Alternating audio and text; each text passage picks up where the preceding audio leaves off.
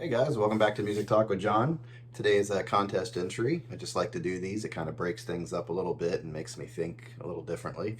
So this is for Christian, Christian, coming up on a 1 year anniversary. I wanted to get this done for you. So he came up with, it's 365 days is 1 year. So his contest is 365. So it's 3, 6, and 5 albums of from different genres, no repeating the artists. So what I'm doing today is I have 3 country, I have 6 jazz, and I have 5 blues. Get the gist? Okay, so I'm gonna go ahead and show you my albums. I'm not gonna make this a long video.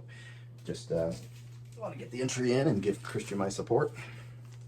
So first 3 I have here, country, and hopefully it doesn't show up. Yeah, it shows up pretty good. I have it in the plastic right now.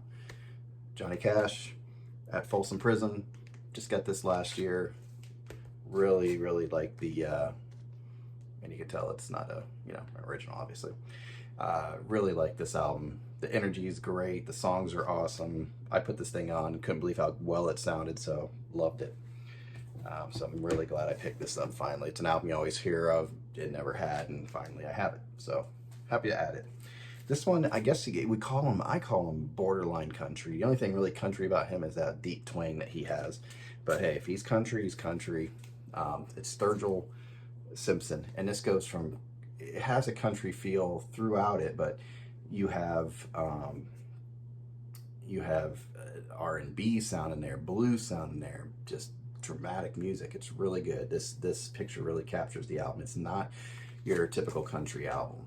So that's my second country album. And then Starting Over. You can't really see it because it's white. It's kind of his Chris Stapleton's white album. But this is an excellent album. Did a really good job on it. There's a song that I can't get through without tears flowing in that freaking song about the dog, Maggie song. Ugh.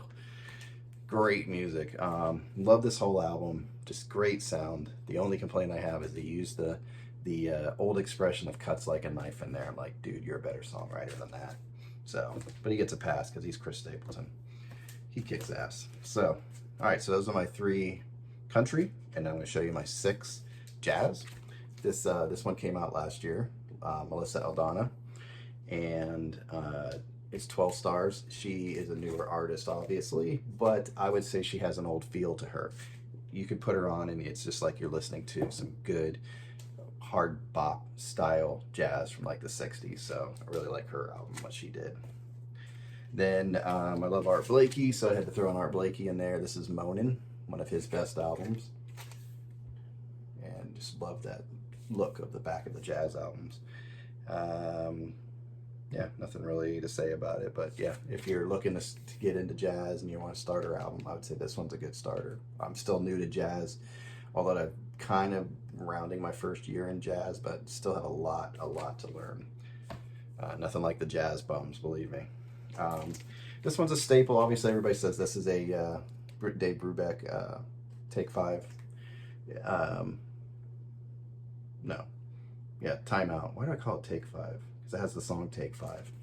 Anyway, this is a good starter album for jazz also, but I showed it because it's just, I love playing this album over and over again, so I want to show it off one more time. Had to throw Miles in there.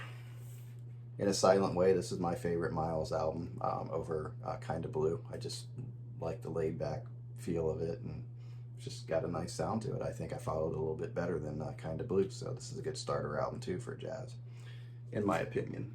So there's that one. This one, I want more of him, but I can't find enough, but this is Lou Donaldson, Blues Walk. Love it. He incorporates conga and things like that. There's a video that I have with a friend, and we play this, and he was impressed. So this is a really good jazz album, and there's another one called, I think, Gravy Train that I want to get from him. So I'm really looking forward to adding some Lou Donaldson. It's hard to find him on vinyl. I wish somebody would do some more reissues of his stuff. But and then, is that my number 3? Oh, this is 6. So number 6.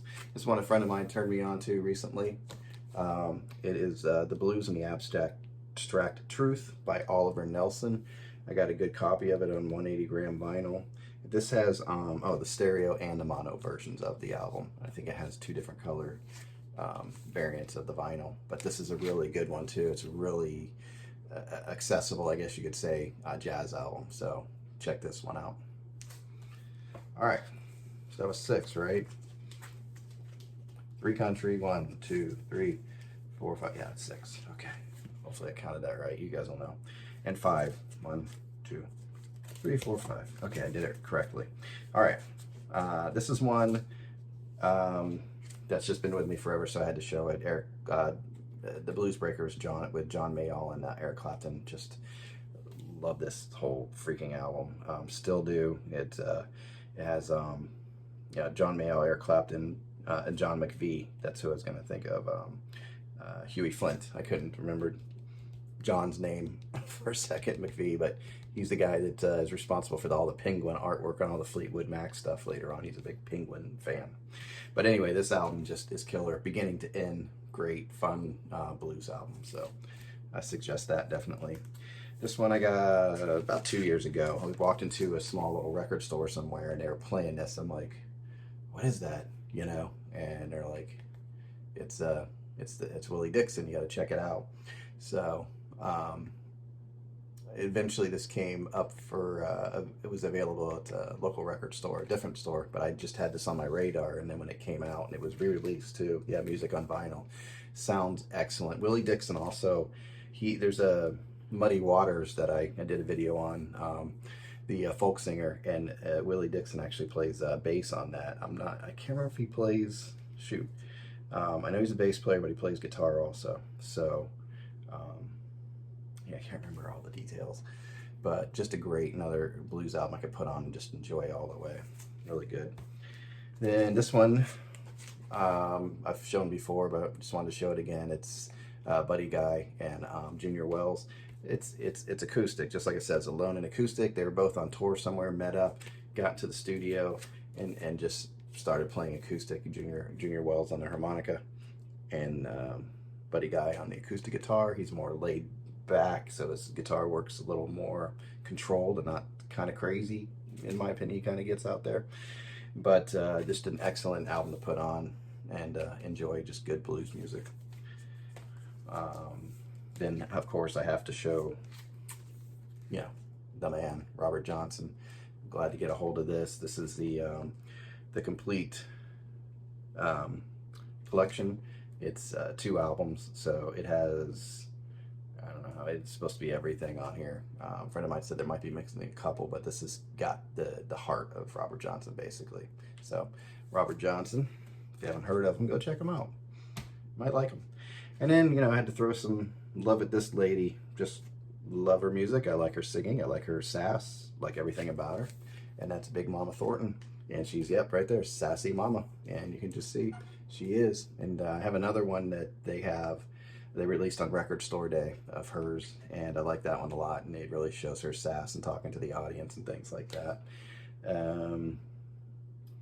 Looking to see, no, but yeah, it's just an excellent album. If you ever see this out there, or any Big Mama Thornton, it's good blues. She's a really good blues singer, and just entertaining lady, so enjoy her. So that's what I have for you, Christian. That's my 365. Hope it didn't run too long. Looks like I'm at about 9 minutes. So I'm going to go ahead and cut it off. So thanks for watching, guys. Leave me some comments down there. Until next time, enjoy your music. Bye.